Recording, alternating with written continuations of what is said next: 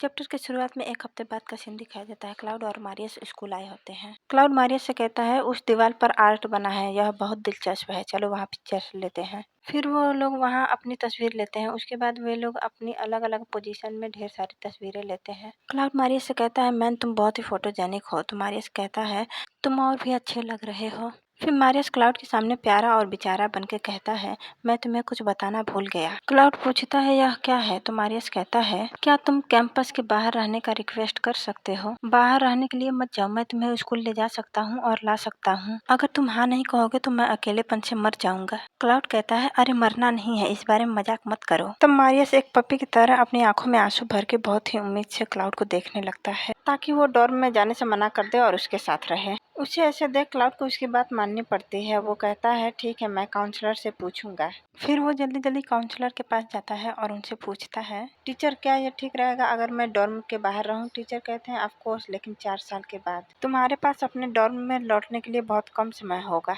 क्या तुम अपने डोरमेट्स के साथ बिताए गए समय को संजो कर नहीं रखोगे। तुम अपने डोरमेट्स से मिलने के बाद क्यों नहीं डिसाइड करते कि तुम्हें डॉर्म में रहना है या नहीं। क्लाउड कहता है जरूर। ये कहकर वो अपने रूम पर जाता है और जैसे ही वो उस रूम का दरवाजा खोलने वाला था उसे अंदर से अपने रूममेट्स की आवाज सुनाई देती है तो वो रुक जाता है। उसके रूममेट्स क्लाउड के बारे में बहुत बुरा बुरा बोल रहे थे। एक कहता है मुझे क्लाउड ने सुबह मैसेज भेजा कि वह स्कूल वापस आ रहा है और वो डोर्म में ही रहेगा। तो दूसरा पूछता है कौन क्लाउड। तो पहला लड़का कहता है नंबर 4, तुम उसे भूले नहीं हो है ना। तो दूसरा कहता है अरे वो क्या उसने लोन शार्क वालों से कर्ज नहीं लिया। क्या वो इनलीगल लोन लेकर वापस आ रहा है। सुनने में तो बहुत ही बनावटी व्यक्ति लग रहा है। मेरा जल्दी ही एग्जाम आने वाला है और उससे प्रभावित होना बहुत ही बुरा होगा। वो वापस क्यों आ रहा है। तो पहला लड़का कहता है भूल जाओ, हम 3rd ईयर जल्दी ही कंप्लीट करने वाले हैं, हमें बस उसे 1 महीने तक सहना है, उसके बाद हमारा ब्रेकअप शुरू हो जाएगा, तब तक हम उससे बच सकते हैं। फिर दूसरा लड़का कहता है हाँ, हमें उससे दूर रहना चाहिए। अगर वो इनलीगल काम करने को तैयार है तो मुझे यकीन है कि वो एक स्कैमर भी होगा। अपने रूममेट्स की बात सुनकर क्लाउड को बहुत बुरा लगता है, लेकिन वो टीचर को नहीं दिखाता। वो टीचर के सामने स्माइल करके ही कहता है मुझे लगता है मैं कैंपस के बाहर ही रहूंगा। क्या मैं आपको मेरे लिए इसकी व्यवस्था करने के लिए परेशान कर सकता हूँ। फिर सीन शिफ्ट होता है। क्लाउड यम्मी रेस्टोरेंट जाता है जहाँ वो पहले काम करता था। वो रेस्टोरेंट बंद होता है तो क्लाउड अपने मन में सोचता है यह बंद क्यों है और मेरे नए फोन में एलेक्स का नंबर भी नहीं है। वो ये सोच रहा था कि तभी कोई उसका नाम लेता है तो क्लाउड उसे पलट कर देखता है। ये एक मैन होता है, ये उस रेस्टोरेंट का रेगुलर कस्टमर होता है। क्लाउड उस मैन से पूछता है अंकल वांग, एलेक्स का रेस्टोरेंट बंद क्यों है। आमतौर पर उसे शॉप चलाने से कोई नहीं रोक सकता। अंकल वांग कहते हैं क्या तुमने नहीं सुना, पिछले दिनों एक आदमी अपने खाने में कॉकरोच को लेकर हंगामा कर रहा था। उन्होंने पुलिस को भी शामिल किया और शिकायत दर्ज कराई और अगले दिन पुलिस ने रेस्टोरेंट बंद करा दिया। ये जानकर क्लाउड और भी सैड हो जाता है और वो सोचता है एक कॉकरोच, ये इम्पॉसिबल है। एलेक्सा साफ सफाई की बहुत शौकीन है और हर दिन किचन की जांच करती है, उसे कभी कोई प्रॉब्लम नहीं हुई। पीछे अंकल भी शॉप के बंद होने से बहुत सैड होते हैं। उसके बाद क्लाउड घर आ जाता है तो मारियस उससे कहता है मैं तुम्हें लेने आने ही वाला था, तुम अकेले वापस क्यों आ गए और तुमने ये क्या पकड़ा है, मैं इसे तुम्हारे लिए पकड़ता हूँ।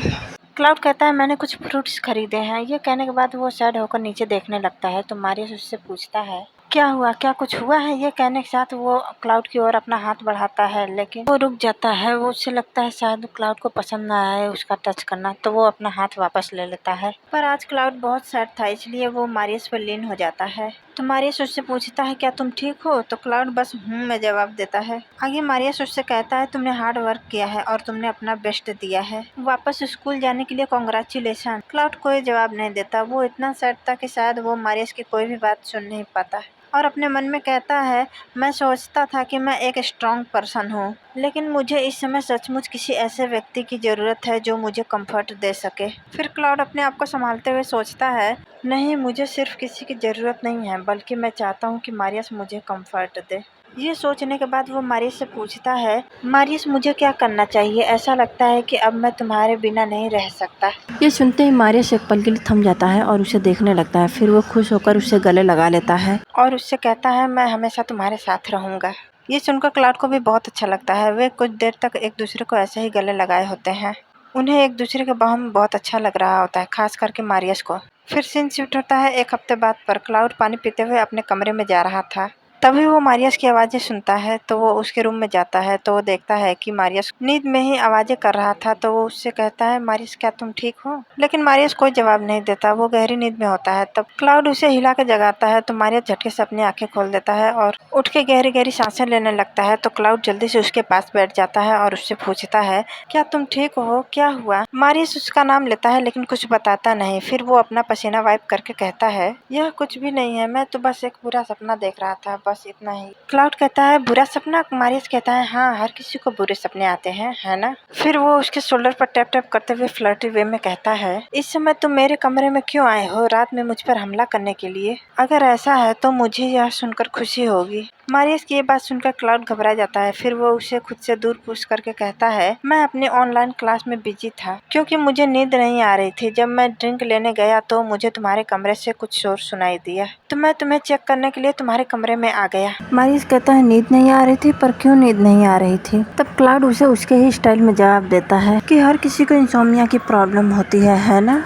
फिर मारियस कहता है, जाओ जल्दी जाकर आराम करो, क्या तुम्हें कल क्लास के लिए जल्दी उठने की जरूरत नहीं है? क्लाउड कहता है, हाँ तुम सही हो। फिर वो वहाँ से जाने लगता है। तभी वो पलट कर मारियस को देखता है और कहता है, क्या तुम सच में ठीक हो? मारियस कहता है, हाँ मैं ठीक हूँ। फिर क्लाउड कहता है, तो ठीक है, गुड नाइट। मारियस भी उसे खुशी खुशी गुड नाइट कह देता है। फिर क्लाउड के जाने के बाद मारियस अपने कपड़े को क्लींज करता है और सीरियस फेस बना लेता है। यहीं पर यह चैप्टर समाप्त होता है। वीडियो देखने के लिए शुक्रिया। सॉरी गाइज, मैं लॉन्ग वीडियो नहीं बना पाई क्योंकि मेरा माइक चूहे ने काट दिया था। अगली बार मैं लॉन्ग वीडियो बनाऊंगी।